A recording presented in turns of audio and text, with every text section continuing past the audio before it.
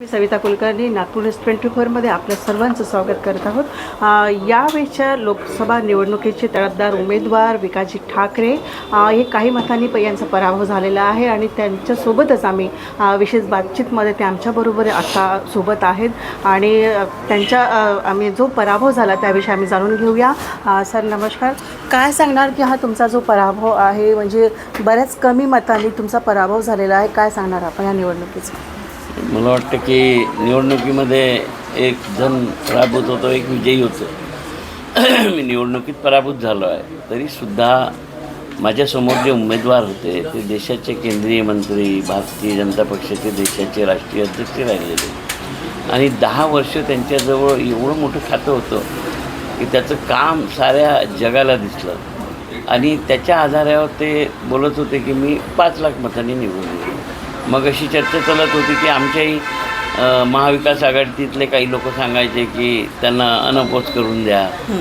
तर मला वाटते की अशा व्यक्तिमत्वाच्या विरोधात नागपुरातल्या जनतेने त्यांना आधी 218 मताधिक्य याच्या आधी होतं आणि आता 137 नाही, तर इतक्या मताचं फरकानं मला निवडून दिला, हा माझा विजय आहे। मला वाटतं की त्यांना जी मिळालेली मतं आहे ती प्लस झाली असती तर मी समजलं असतं की नागपूरच्या जनतेने मला नाकारला। सर हे सांगा की म्हणजे काट्याची टक्कर खूप मोठी होती, गडकरी वर्सेस विकासजी ठाकरे आणि तुम्ही EVMचे पण मुद्दे भरपूर उचलून धरले, तर मग कुठेतरी हा मुद्दा होता काय असं तुम्हाला वाटतंय?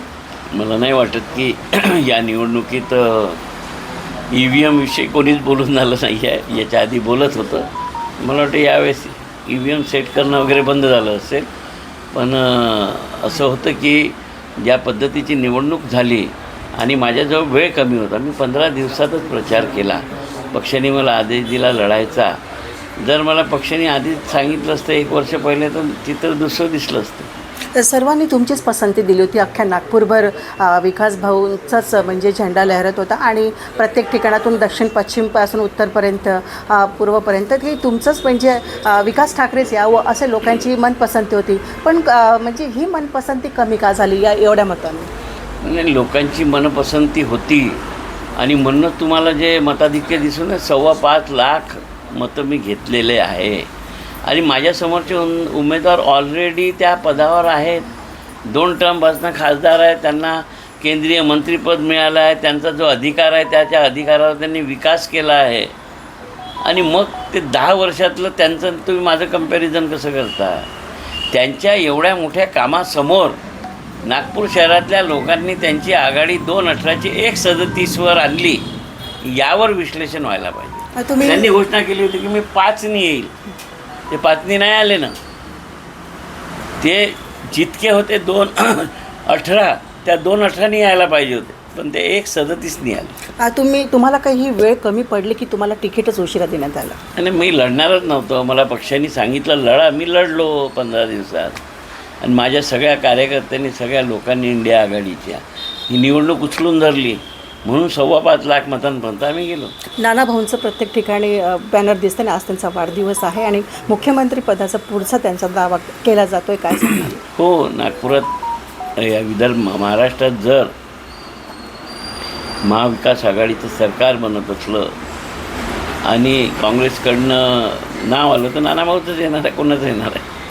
कारण की त्यांची मेहनत आहे। पुढल्या विधानसभेची तयारी काय असणार आहे काँग्रेस पक्षाची?